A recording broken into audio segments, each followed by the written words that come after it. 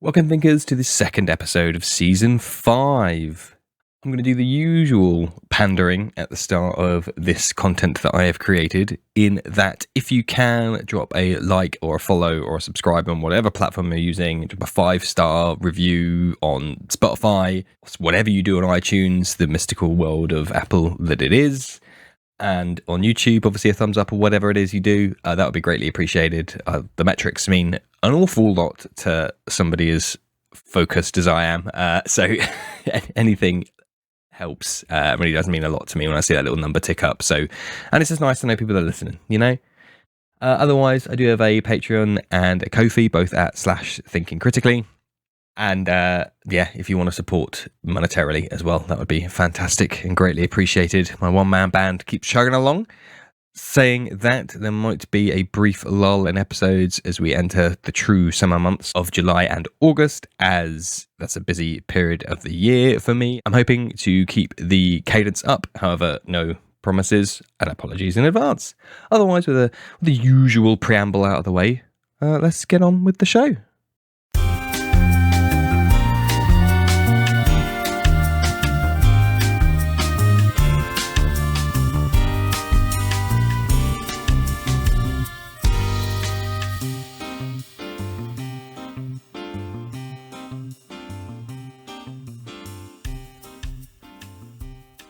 And today I'm joined by Sarah from the Girls Run These Worlds Productions. Thank you ever so much for joining us today, Sarah. Can you tell us a little bit about yourself? Absolutely, yeah. So my name is Sarah. I'm here in Mi'kma'ki, which is the traditional and unceded territories of the Mi'kmaq people. I'm in Nova Scotia, Canada. And I, as you mentioned, am from Girls Run These Worlds. We are a TTRPG production studio and now publishing house also. We've started a publishing group, and we help women and femme-identifying people tell stories. Amazing. Grand cause, to say the least. Well, I couldn't think of anyone more suited to today's topic, which is production. So what does that word mean to you in the D&D and wider TTRPG framework? Yeah, I mean, I have been a D&D player. I've been a TTRPG player since I was in my teens, and I kind of left and came back to it at near the end of my 30s, which was only 2 years ago. I'm not like ancient, almost, depending on if you ask my teenagers.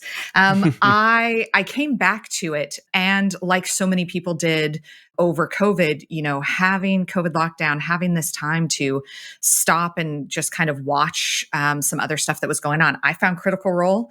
I'm a huge Vox Machina fan. Campaign 1 was my absolute jam. And I was like, wow, that's so cool that they're doing that. That just takes so much effort, and you must have a studio and professionals and professional equipment.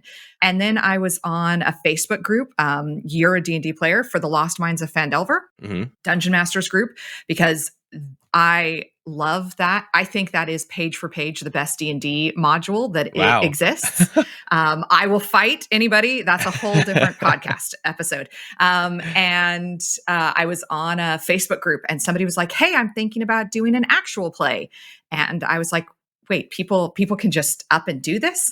And it kind of forced me to Twitter, where I found a bunch of people who were doing it. And I got involved with Vancouver by Night, running D&D content for them. Obviously, they're a vampire channel, but I do some D&D content for them. And out of that came so many friendships and so many relationships with other women who weren't finding a space that was made for us. And that's not to slander any other channel, just that we wanted to carve out a space that was for our stories, and stories told uniquely from our perspective. And also, like me, I wondered how many other people were afraid of the production side of things that would have told their stories if they had some help doing the production. And so I approached 3 incredibly talented, capable women and femme-identifying people that I knew. And I said, I don't know everything about production, but I can do some of this stuff. I can do graphics. And together we formed this group. And that was in March of last year, 2022. What is time? And in the 14 or 15 months since, we've just scheduled our 100th series or one shot. So we have learned some things about how to do production well and efficiently and safely. And yeah, that is what production means to me. Time to steal some ideas then for me. Let me steal those production ideas. To answer one of the questions you rhetorically dropped there, time is fast, very Yes. fast. Honestly, I feel like every year, and my mom and my grandma told me this would happen, like every year the years go faster. Yeah, This year still feels like January or February. yeah. I don't know how, like, happy Pride Month, everybody. I don't know how we're already in June. This is wild. I hate it because it's one of those things that you get told as a kid and you absolutely are like, yeah, whatever. Mhm. But it is so true. And I Yeah. yeah. I mean, I'm mid 30s myself now, and yeah, absolutely, this year is just like, oh, it's the middle of the year now, and not just Mhm. the Mhm. dreary December winter months. But yes, Yeah. so production then. I guess a good question then, because you mentioned it there, and I'm going to pick up on it. Mhm. Is you're up to your 100th? You said one shot or series, right? Did I hear One that shot correctly? or series. Yeah. So we've done over the kind of winter holidays, we did a series of one shots. And I would say of the 100, let's say maybe 25 of them have been one shots. The rest have been series. What we have found is that particularly for Twitch or YouTube, unless you are somebody like Critical Role, Hmm. or high rollers, God, shout out to that amazing UK group. Having long form campaigns, there's a benefit to it in that you can grow an audience over time.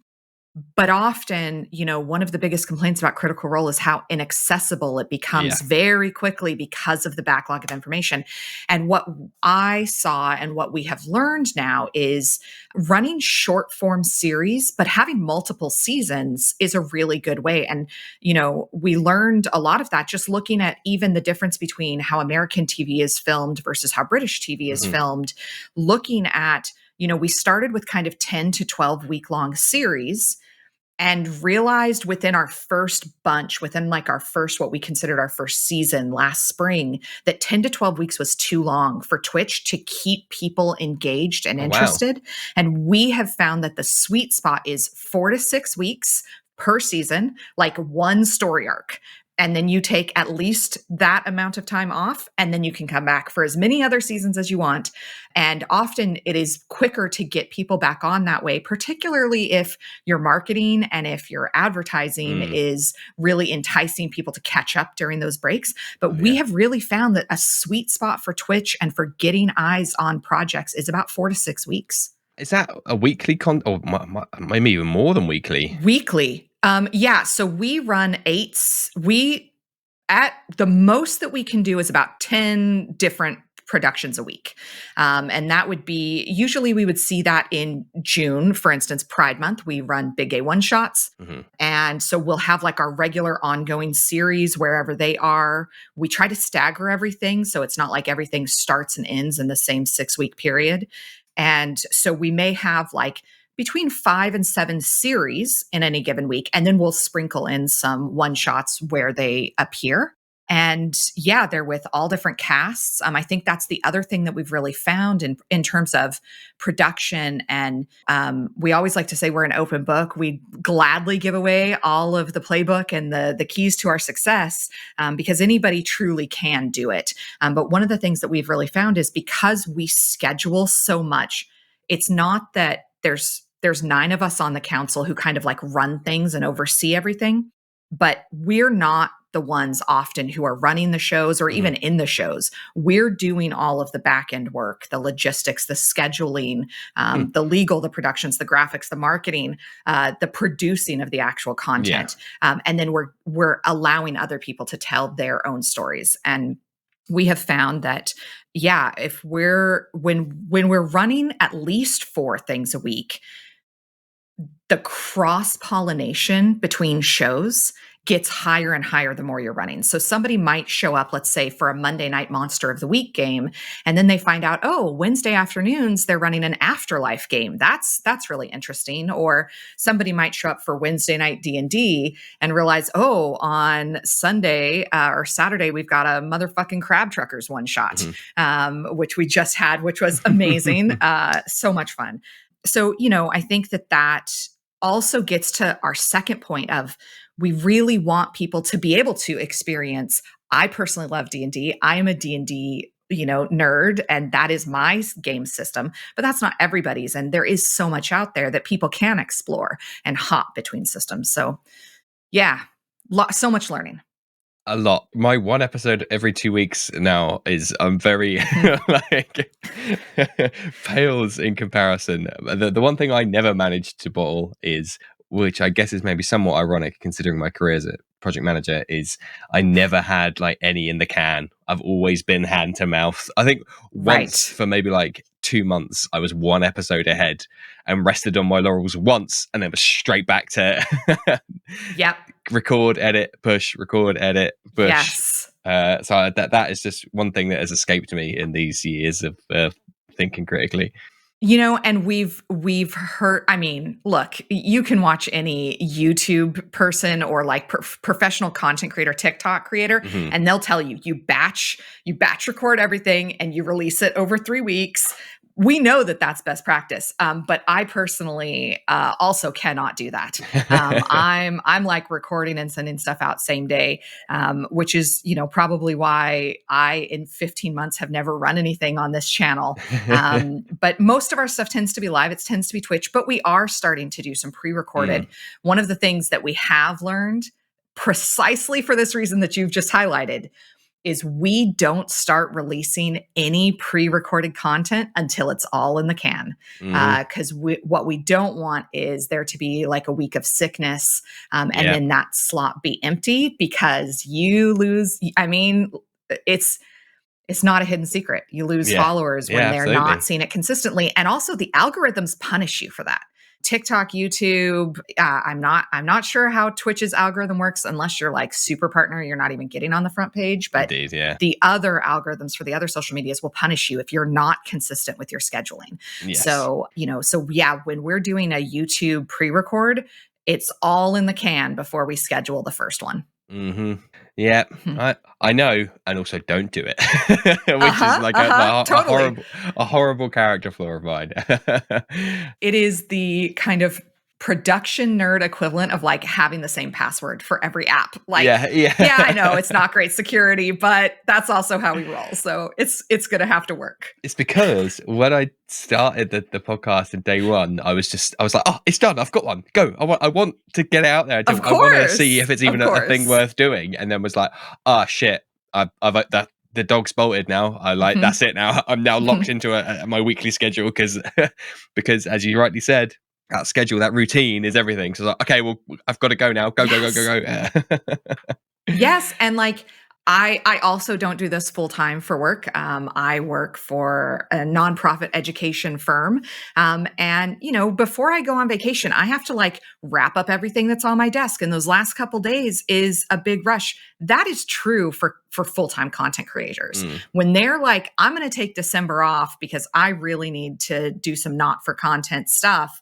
I just need to live a life for a little bit. They also have to batch all that. So in your case, if you wanted to, take some time off and not miss anything, then you've got to schedule 3 or 4 of these a week to pre-build that content.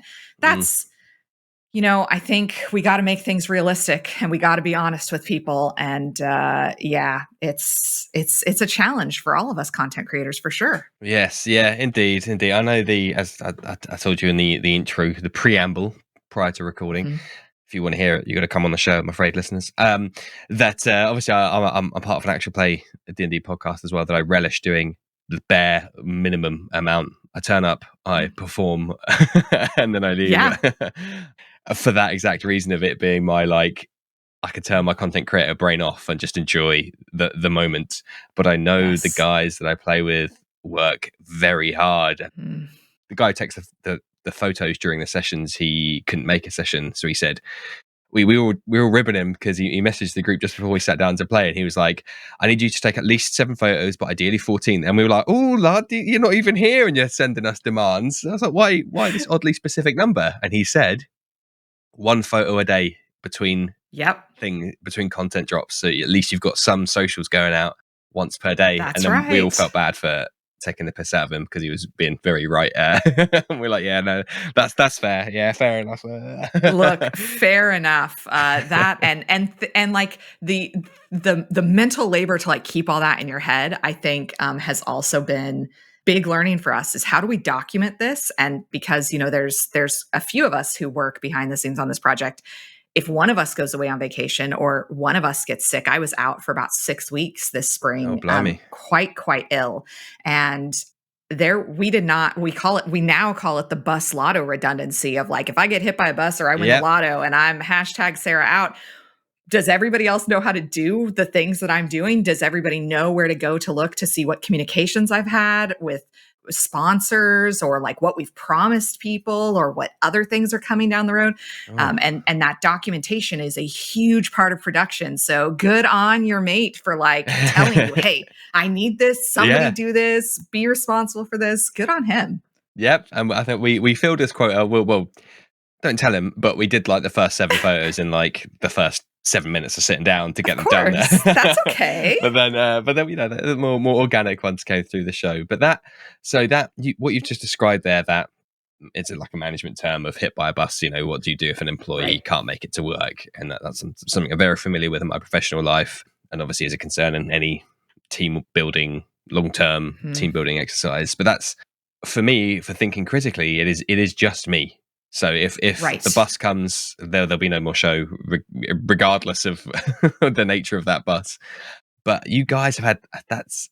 I'm finding it hard to kind of like juxtapose me and you guys because it's been such a stratospheric rise from like. And to be fair, we say this a lot to, we God, I hate how pretentious it's like we mentor other channels. That's pretentious as fuck. That's not the reality. But like we will talk to anybody. We will openly share our playbooks and Mm, our documents and our, process and our workflow charts.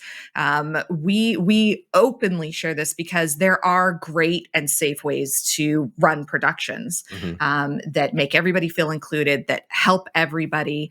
And one of the things that we always tell people is don't judge where you are based on where we are, because mm, while it is factually correct that our very first stream was April 20th, 2022. So from when we're recording this, about just over a year and a month ago, none of the four of us who started the company were new to streaming or were new to Twitter mhm, or were new to TTRPGs.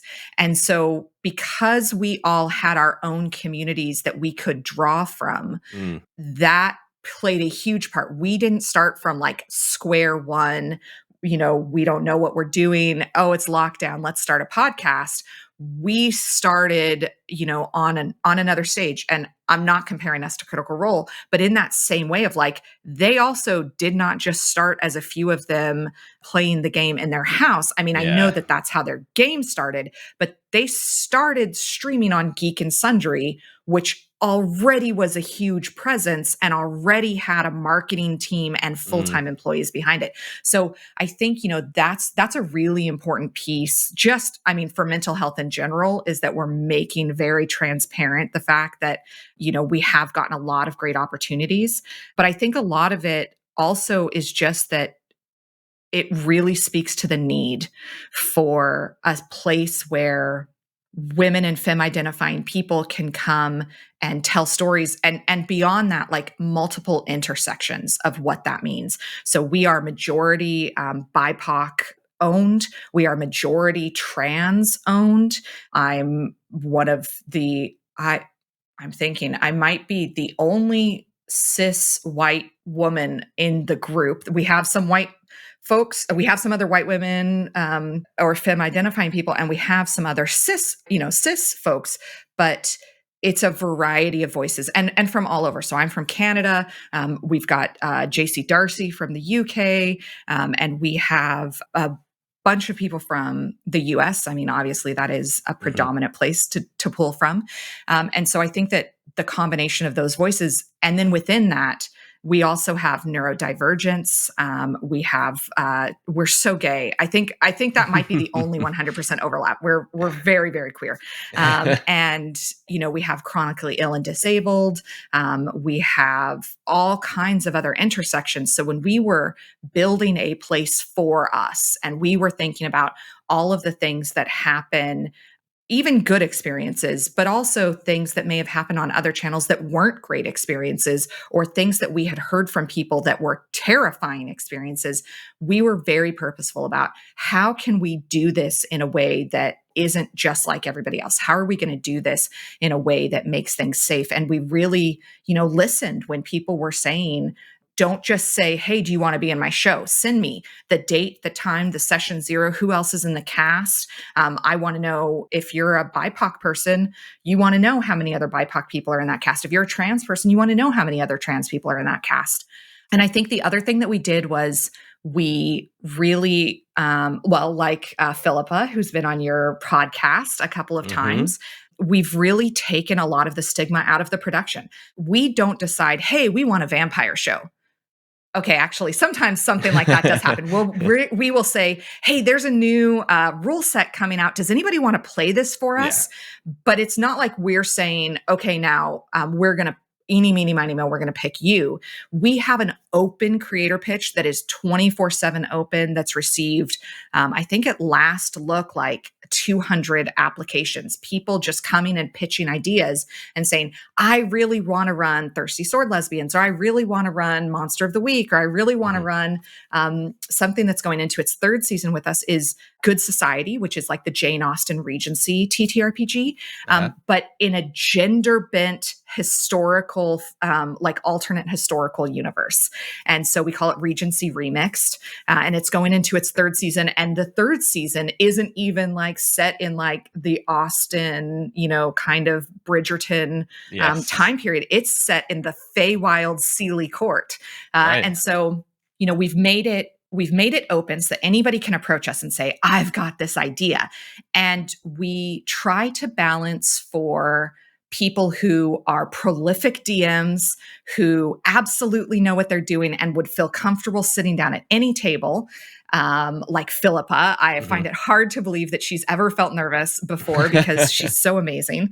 And then we've literally just wrapped production on somebody who is a first time ever DM, not just first time stream DM, like first time out of the gate ever doing it, and felt so comfortable after playing some other games with us that they were like, I think I could why not do both at the same time? So, taking all of the back end. So when somebody comes to us and pitches, we sit down and we have a production meeting and we say, okay, we don't want to tell all, with very few exceptions, like Pride Month, or, in October, we'll kind of do some more scary stories. Yes. Yeah. But we try not to have too much overlap in what we do. And so, we want to have, we try not to do like all D&D all over the calendar. And so it'll be, let's say, okay, we're going to pair up Regency here with, if this is about the Feywild, then we've got this other amazing pitch for the Feywild, but let's see if they want to do this in the fall. And we try to like balance out the varying stories that are there. And we also balance out based on like follower count. If somebody is big enough that they can kind of pitch anywhere, truthfully, candidly, we have found that sometimes our way of doing things feels a little bit restricting to them. They are used to being very independent and having to organize productions. And so it takes them a little bit to get used to the fact that, players contract with us as a channel. They don't contract with the DM. Everybody goes through the same casting process. Waivers have to be signed. Session zero for us is mandatory. If somebody has to miss a session zero, they either get pulled from the cast, or if the DM really wants them, production gets pushed back. And also because of our very tight schedule where we're overlapping things. So let's say we have a game, Valor, which is set to end this Friday. Next Friday, we have something else already starting. They've been in session 0 and tech rehearsal for 2 weeks, or this is their tech rehearsal this week. They start next week. So if we've greenlit you for 6 episodes, that's actually 8 weeks of production because you have a tech rehearsal and a session 0 before your first episode. And then let's say somebody gets sick. Fair enough. None of us do this full time. It's not that kind of a contract. We really do mean it when we say put your health first. If the DM has to cancel a session because there's too many players missing, or it's the DM that's sick, we're not extending the length of that show. So instead of 6 episodes, they're going to go down to 5 episodes, and we'll greenlight for another season. But it's just something that we have found. I think that's one of the biggest things that we heard and that we had all experienced is the schedule is the schedule. As a neurodivergent person, I really struggle to say no. I'm a people pleaser also. And so I struggle to say no. So sometimes I've been in a cast, or I've heard lots of stories of somebody being in a cast and everybody going, oh, this is so much fun. Let's just keep going for another 10 episodes. And you're like, I really wanted to Friday nights was my date night, and it was okay for 6 weeks, but I don't know that my partner's going to be okay with that. But also you don't want to drag everybody else down. And also maybe you're not having fun and you're not loving that table. It is so much easier to just get through 6 weeks and then say, oh, I'm sorry, my schedule won't allow me to come back for season 2. Have fun. I'm going to be cheering you guys on. We encourage people to leave tables mid-season. If it's not their table, that's okay. Find a table you love. Don't settle ever. Don't settle ever for a table. Find a table you love, because there are tables out there for you. But if you really are a people pleaser, if you can't get over that piece, it's only 6 weeks. And the schedule is the schedule. I feel like I've been talking for a really long time. I'm sorry.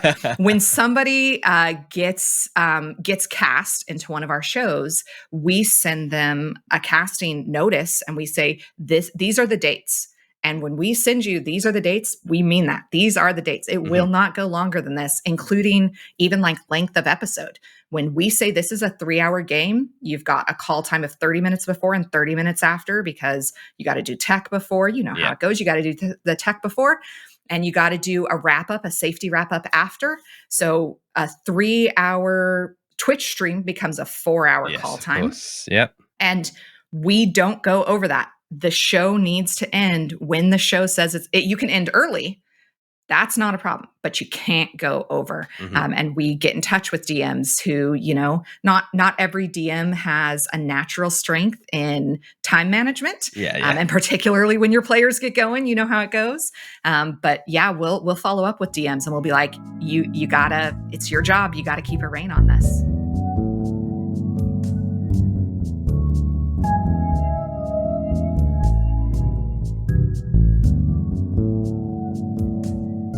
Used a lot of terminology in there that's very formal. So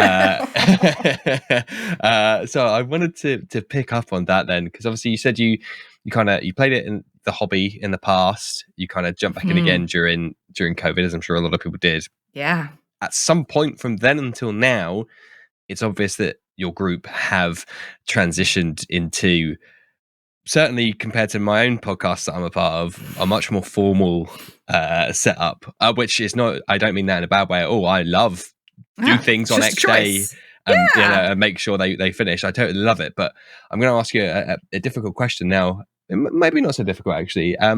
But how do you feel that transition has affected your enjoyment of the hobby? And I'm trying to pick my words carefully. I don't want to ask any leading questions, but let me ask an even lighter question. Has your enjoyment of the hobby been affected in any way from that transition from what I would play down at the local, not-for-profit board game bar with my mates once every 6 months, because that's the only time we can get together, versus this very boom, boom, boom. Yeah. You must do this at this time, which again, I don't mean that in a negative way. I love that stuff. So first, I should say that I don't think I've ever been in anything on our channel. I was in 2 of the holiday one-shots, because we did one that was all directors, and then I was cast into an Eberron one-shot. I do DM for other channels. I tend to run my stuff because because I came into this already having connections, I don't want to take space on this channel that could be used for somebody who doesn't quite have that yet. And so I run a D&D game on Vancouver by Night called Phandalin by Night. We started as the Lost Wines of Phandelver. We just finished our second season where they've wrapped that up, and we're going into, I think, Storm King's Thunder. Don't tell the cast. Although the Phandelver book is like set to come out imminently, and if I can get my grubby little claws, Dixon, call me, Dixon, over at D&D, please send it to me. If I could get my grubby claws on Phandelver and the Scattered Obelisk, I would I'm so stoked. I can't wait to see what that looks like. Phandalin and like that whole the Sword Coast is absolutely my jam. And then I also ran an all-fem Lord of the Rings. It was called Rangers of the North on DMDM Studios for 6 weeks. And we used the worst system. It was printed alarmingly in the 2000s. And it said things like, women don't know how to play TTRPG, so you might want to have an all-male table. Why on earth did you pick there that? are no female dwarves. And we picked this because we wanted to highlight, first off, that it was within our lifetimes that we were excluded, like in print, from tables. And it was the thing that I had on my shelf. And I had forgotten how bad it was in the 20 years, since I had picked it up. I bought it in 2001 when the Lord of the Rings movies were out. Mm-hmm. And I wanted to run a Lord of the Rings game for people who weren't super into the lore. It was super lore light. And also to represent stories that weren't getting told in that universe. Lore light for Lord of the Rings is not saying very much at all, because there's so much lore. Even lore light is still more lore than lore light. Really, what my characters needed to know was there is a village called Bree, and magic. It's kind of a low magic setting. Lord of the Rings is, despite the fact that it has this big fantasy pedigree, it's a low magic setting. And so, all of my players came in at least having watched the movies. And that was kind of our starting point, was if you'd watched the movies, that was all the lore that you kind of needed to know. We didn't interact with any of those characters. In fact, as great players do, the one magic caster in the party, it was a group of like 7 or 8 players. It was a big group. Wow. One magic caster. And she cast Speak to Animals every game session, and she just went full druid trope. And I have one accent. It's French. So all animals sound French. That's that is our lore for Lord of the Rings. Yeah. And so you asked, has it changed my enjoyment of the hobby? No, I was a theater kid before, that's kind of what got me into TTRPGs, was the tech guys backstage were playing D&D, probably 3.5e. Yeah. They were all math nerds, loved them to death, but they were all math nerds, and they loved 3.5. I think that's what it was, because you could min-max. Yes. And they were like, Sarah, you're not scary to talk to. Sorry to stereotype high school boys. It was true for them. And they were like, why don't you come and play D&D with us? And I was like, I don't know what that is, but sure. It's a character. I'm an actor. I can do that. And very quickly realized that what I wanted to do was not what they were doing. And again, that goes back to find a table that's for you. They never made me feel unwelcome. They tried puzzlingly hard to be like, gently, that's cool that you want to do an accent and talk to the bartender, but that's not really how this game is played. And I often wish that I would have stayed in touch with them, because I wonder what they'd think of Critical Role now. I should try and find them on Facebook, because we're old enough that all of us still use Facebook. Yeah. So, when I came back to it because I saw people playing in the way that I wanted to play, and coming from that theater perspective where I had trained to run productions, and I could act. I did that for the fall kind of non-musical, for the stage performance, and then for the musicals in the spring, because nobody wants to hear me sing, I would do the backstage stuff. I ran front of house, or I was a stage manager, Okay. a lighting designer. And so I kind of got a lot of those experiences. So coming to this, and then in the in between years, I was a middle school teacher, and you have to be organized and you Yeah. have to know how to, help people do things. So I kind of came to this and decided that what I really wanted was to help other people tell stories, and it's gone so well. So has it decreased my enjoyment? No. I would argue that it has, even though I really only play D&D, if I'm honest with you, and we very rarely stream D&D, so I don't often know what's going on. I've tried Blades in the Dark. I can't. The DM was so good. The rest of the cast they were so patient, and I just could not wrap my head around it. Mm. And so I don't often know what's going on, but I enjoy the characterization moments. I don't need to know the mechanics. I can enjoy the stories that are being told. So yeah, I mean, no, it hasn't decreased, and in fact, it's very much increased the fact that I feel like I'm part of a community that is doing this. And when we get to go to conventions, or when we get together, getting to have that experience of like meeting somebody who you've known online and having kind of an instant kinship, there is so very rarely do you get those feelings. Reminds me of the old stories of like the World of Warcraft guilds that you'd make friends. Yes. In fact, one of my close friends and players in my game recently, he's going to a wedding soon, and I was like, oh, like I think he said it's in a different country or something. I was like, oh, that's you. Why is it over there? And he's like, oh, that's where the guy's from. He was like, I've never met him before. I'll be meeting for the first time at his wedding that I've been invited to, but and we've only talked through like World of Warcraft and Discord before, and I was like, that is beautiful for all the ills, of the internet and World It's of Warcraft amazing. and everything. That those kind of moments are like, that's awesome. That's so awesome that gets to happen. It's, and I'm so glad to hear that story, but honestly, like that is kind of the story of my life. So I met my husband, my partner and I have been married for 20 years, and I married very young, going back to the theme of how I'm not actually old. And we met playing a Star Trek play by post, Wow. which was like an email. It was a Yahoo group. So the GM of the story would like pitch, hey, Klingons off the port bow. And all the rest of us would be like, I was like I play fluff characters. I'm a cleric in every campaign.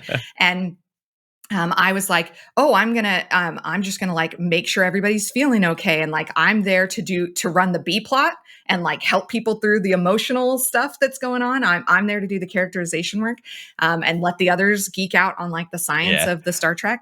And I was playing on a ship, and my friend was playing on a ship with me, and then she also wrote for another ship where my partner was, and she was like, I want to tell my own stories. I'm going to create my own ship. So now ship C is in the picture.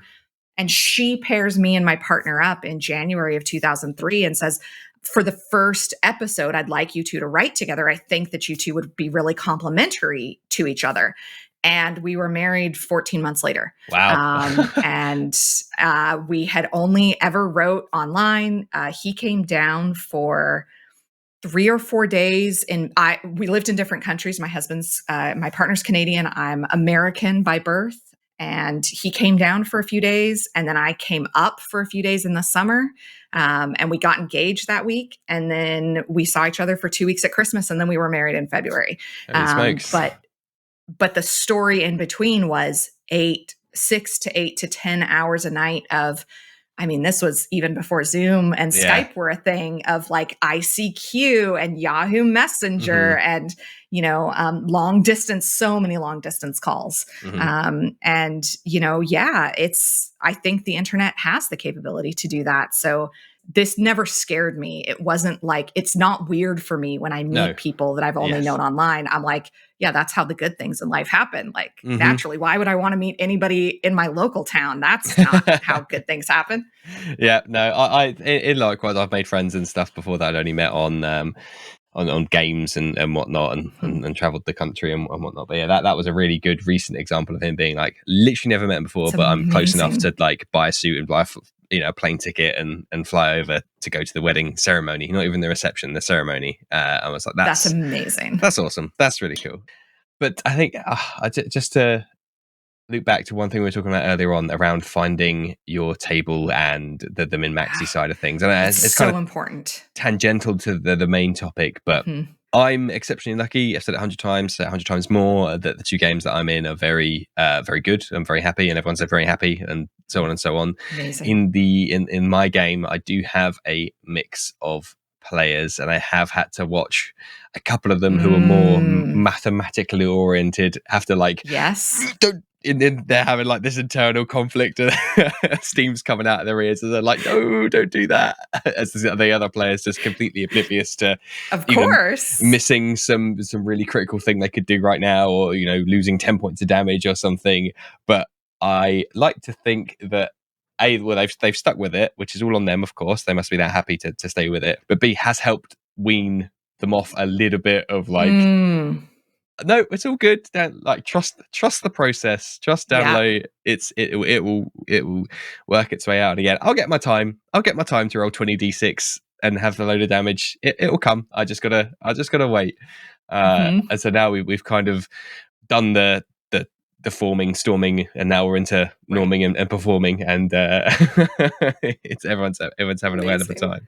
But yeah, I think it's a weird way I think about it, because obviously it leads to people not having great time at the table, but as a a holistic critique of the hobby, it's a boon in that you can play it in so many different ways, that it has so many different ways to play in so many different tables and so many different types of people, that you can have your crunchy, like, I only eat bread and water and rations, where's the next bandit camp, where's the next dungeon to crawl through, all the way up to like, I would like your finest vino from the hills of these foothills over there that have only been seen before by the nary wanderers, and never roll the dice in a single session. And the benefit of a 100+ session long form campaign is that you can have both within all those 100 sessions. You've got a lot of room to have whiplash from, we haven't rolled a dice tonight at all, to, oh, that was 4 hours of combat, cool. I do think it's quite interesting that you were when you were talking a second ago about you always say the cast, even when I think you're referring to times you've played in the past. You're like, oh, the cast rather than the players. And I don't know if is that like you're too deep now in the production of Girls Run These Worlds, that now that's replaced the word, that everything is the cast. So I also started a home game in August of 2019. And we went online when everybody went online, and we were already kind of using Roll20 and D&D Beyond. Shout out to D&D Beyond, who sponsored my high school, or my middle school at the time, club. Thank you for supporting teachers. Thank you, D&D Beyond. So we were already using kind of some online things, because that was one of the things that always, for me, has always been really challenging, is build like the actual mechanics of building the character, having accessible tools like D&D Beyond, or I have aphantasia, which means I'm not making pictures in my mind. When I'm reading a book, there's no pictures there. And so having visual representations, being able to move things, even if it's around a digital map, makes such a difference for me, and being able to access the same game that other people are playing. So we were already using those tools when lockdown happened, and so it was very easy for us to just turn on the camera button on Roll20 and switch to that.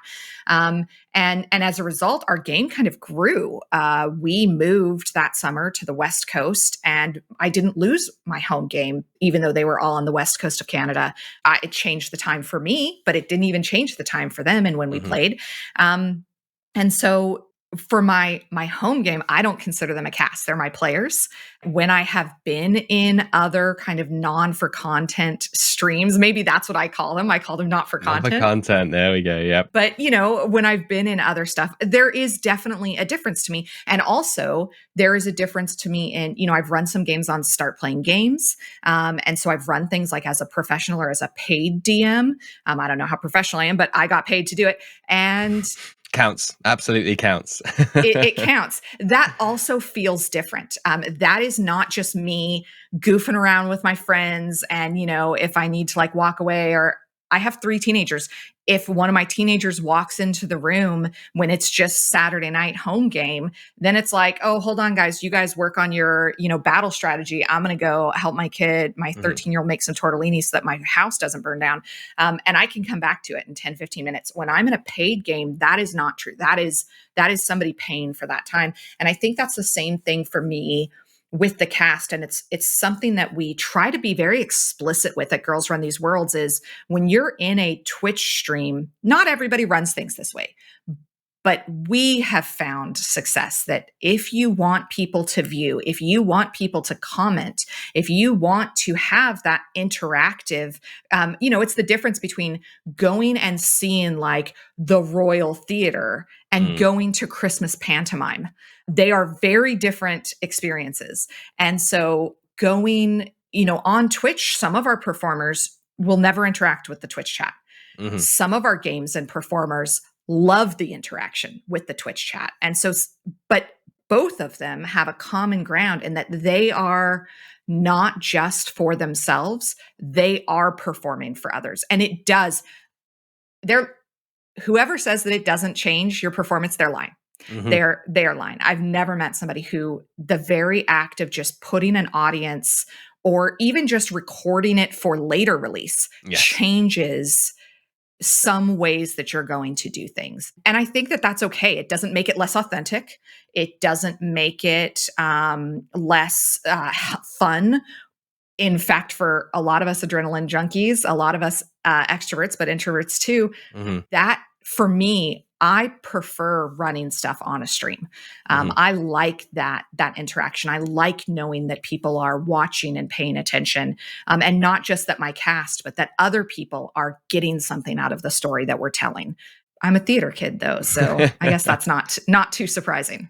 I mean, I do stream my home game, which took very little spinning up to do. Obviously, I checked the players first. Not that I had a huge audience or anything. They're not about to be broadcast on CNN or something. So, it's a relatively little ask. But in terms of like getting some overlay sorted and whatnot, there was very little kind of change. They didn't notice a huge amount of change to our remote play.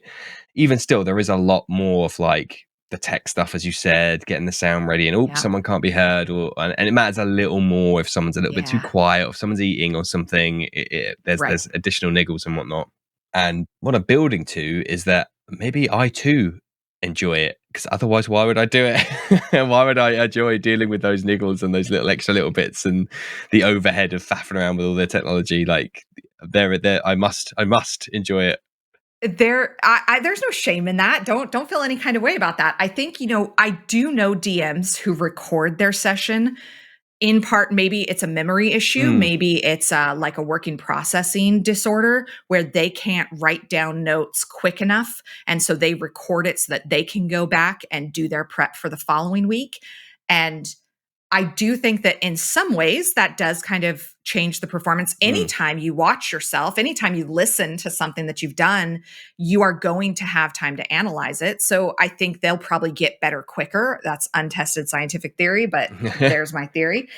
But I think, one of the policies, and you've so rightly pointed it out here, is if you're the person who is DMing, you should probably not be the person who is managing the production. Yeah.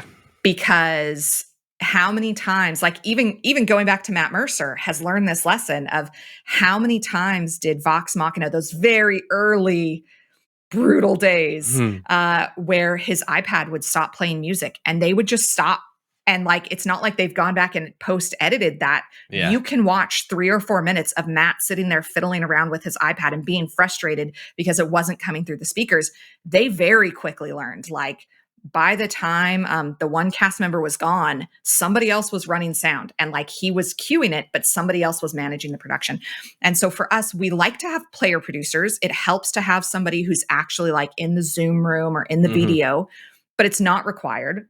And we do not with pretty much, I mean, we never say that anything is an absolute rule around GRTW, but I think this is probably the closest thing that we have, other than session zero is mandatory, is we don't let DMs produce their own content. It would have to be like the last possible outlet for something that was like high money value sponsored, that we had to run because of a contract, before we'd let that happen. And probably I'd call in sick to work that day and run production for them, because it's just, you have enough to do when you're DMing. Like there's so much else that you have to be paying attention to. And of course, that's the day when all of your tech is going to go downhill. So yeah, that's how did you find, what was the experience for you? What was the learning curve for you in building out your first set of overlays, learning, are you using like OBS or Streamlabs? What was that learning curve like for you? Firstly, the caveat is I'm still very much on it and very much still learning. I don't want to say it's too steep because I don't want to turn people off. I like kind of tinkering and learning new things. So in that of like, what's OBS? In the same way that I had that with like Foundry, my chosen BTT, I was like, let's kind of unbox this a little bit and let's kind of see how unpack it a little bit and see how it works. If I had infinite time, I'd learn the scripting language of Foundry and make it completely my own, but that is very much not within my grasp until retirement age. It was a huge change. So it's one of those things now that had I not done it, I'd be sitting here now going, do you know what? I probably could do it, and I don't see why you're making a big deal out of it. And I imagine some maybe lesser experienced DMs that you've gone, you can't do the production. They've gone, oh, all right, I'd have been fine doing it.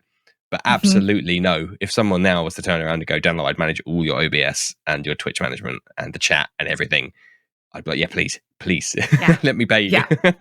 Take my money. Honestly, yeah. There's absolutely an overhead. And I guess tailing on what I was saying earlier on, for the players, it wasn't huge amounts of difference. It's now public, so they might hold themselves back unless it in jokes and stuff that have no context outside of the five of us. But otherwise, for them, no. But for me, a good anecdote I like to tell people is a bit like the podcast in itself, having started without maybe proper foresight, is I was streaming and inevitably you get some bot that comes in and it's like, click this link, of course, to definitely have free money. And I was like, I literally don't know what to do here. I know I need to get it out of the chat, but I don't know what to do.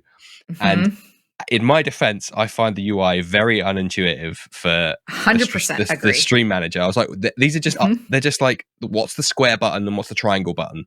That's all I've got to go on. And it's not like a tooltip pops up to show what I was like, you're preaching to acquire. I was like, this is so. I just want to ban this person. What do I do? And I either pressed a button or did a command that made him a mod, made the bot a mod. And I was like, well, that's definitely not what should be happening here. So I was like, and you smell there's smoke in the breeze, and you sit down for the campfire. But just how to quickly ban someone. That's what I was like. Oh, the opposite has happened of what I wanted to do. Great, brilliant.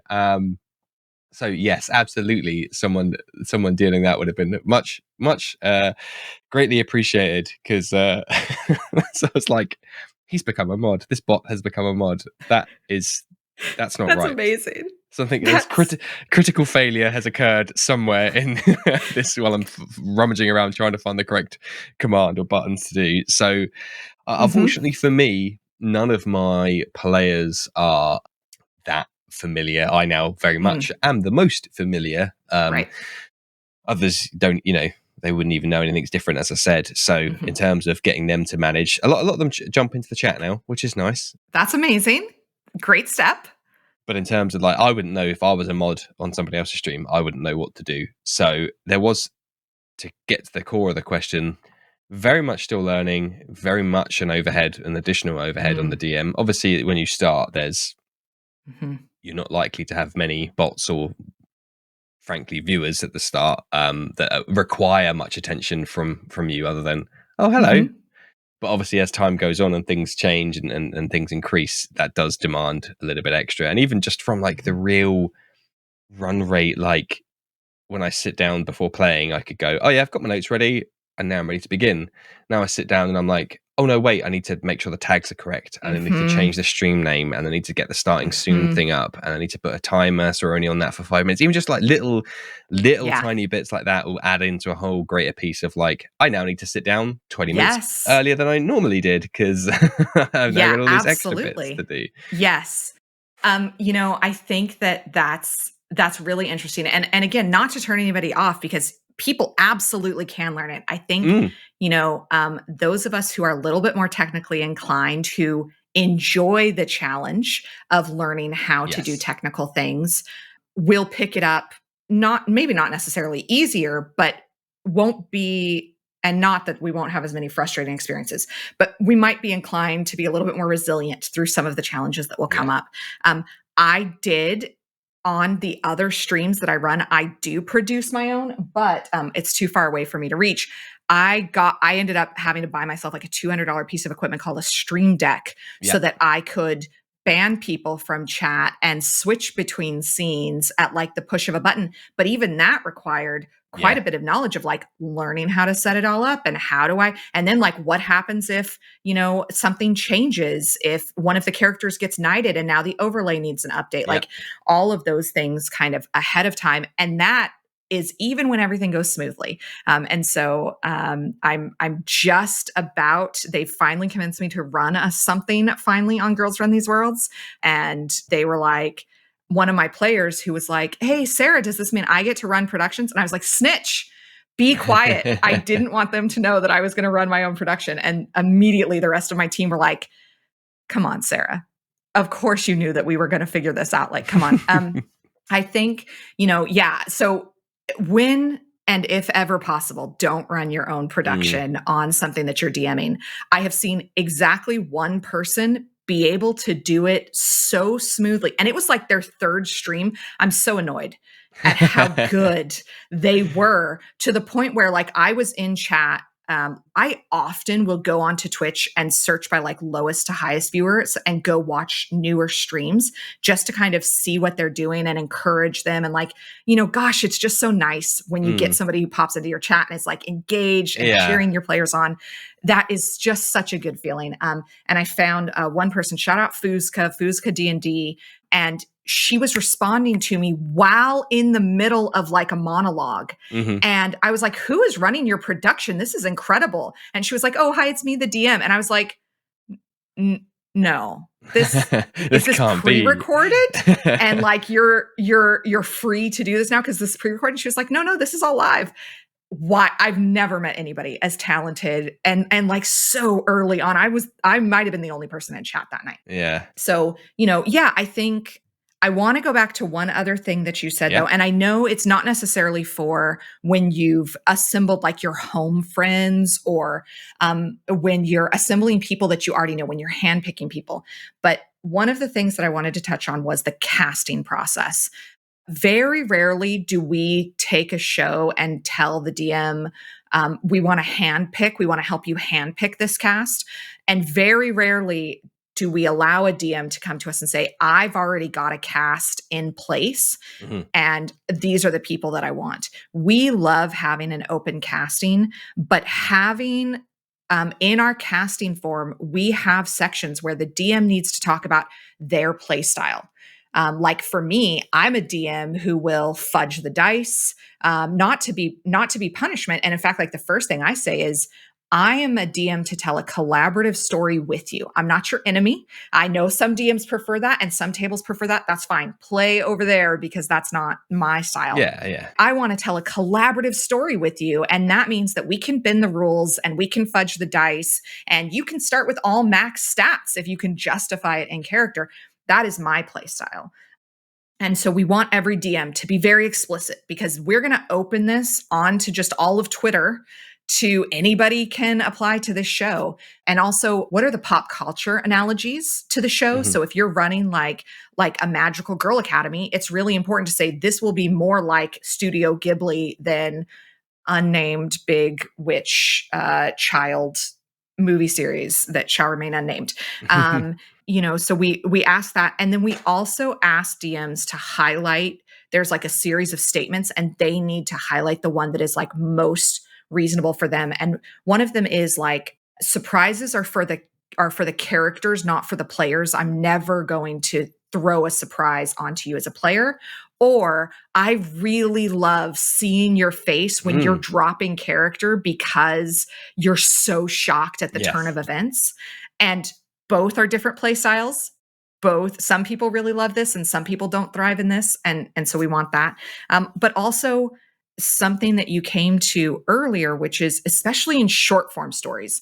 We do have one forever length campaign that we run on our show. Forever length. What a great Forever way length. to put it. It's just as long as they keep going. But everything else is short form story arc or one shots. And we talk a lot about healthy metagaming and, understanding that there is some of our DMs love an open sandbox world and will play an open concept world.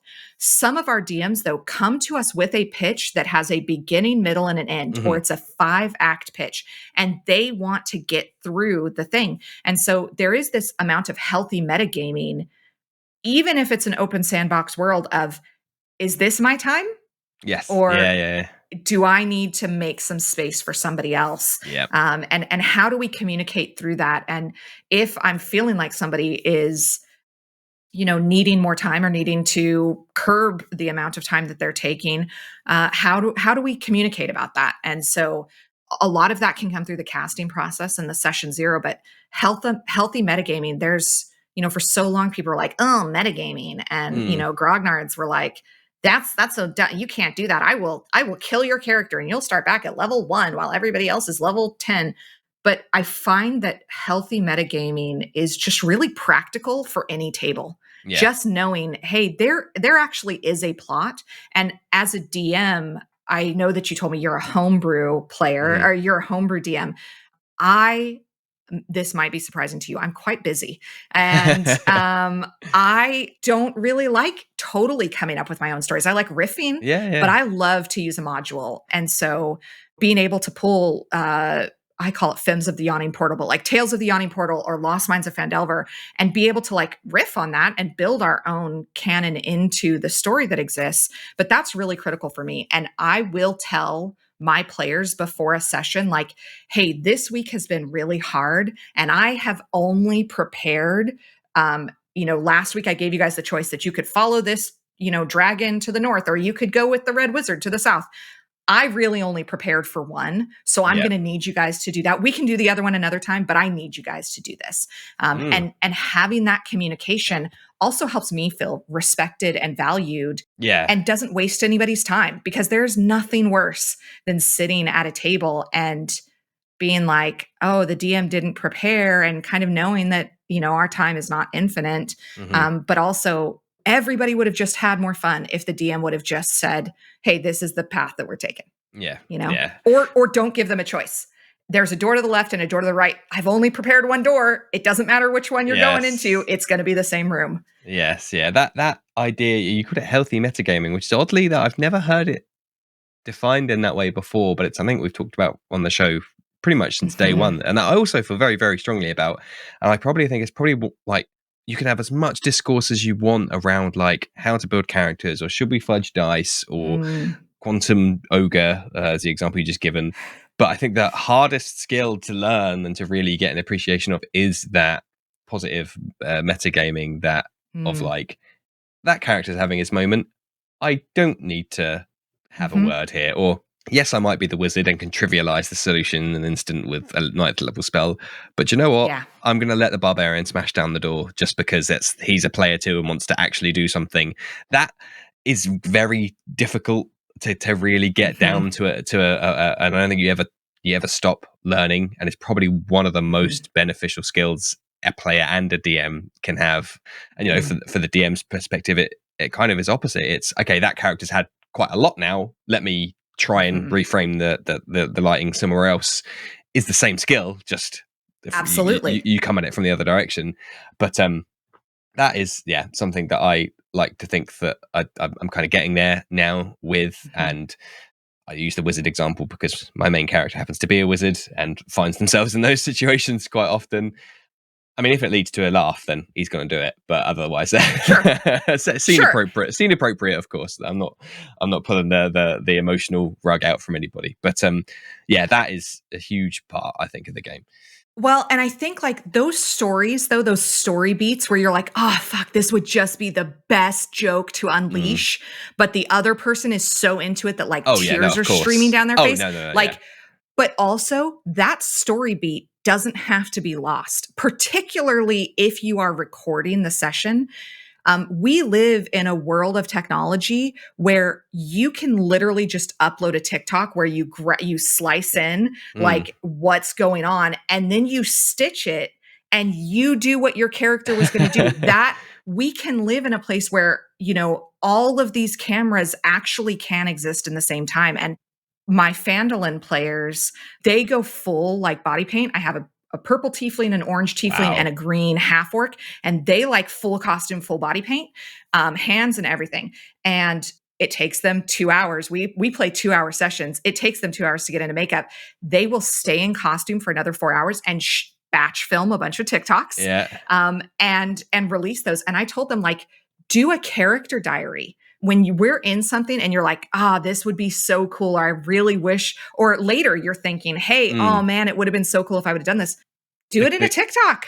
The story can be told. We're not losing those story beats. We live in this world. And I think that was a real revelation of like, you don't have to lose this story. There are other ways. It might just not be in this moment on this stream, but the story isn't gone. And I think that that's a really exciting precipice of where the technology is about to take us. Well, what a fantastic, potentially closing sentence.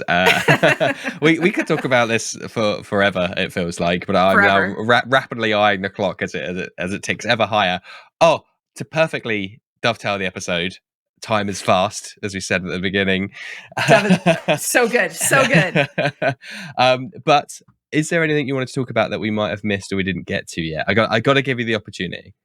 Oh my gosh, we talked about so much. Please check out Girls Run These Worlds. It's at Girls Run Worlds on Twitter, and we're Girls Run These Worlds on Twitch and on YouTube, and I think kind of everywhere else. And come and support people's telling stories that you might not, tell yourself.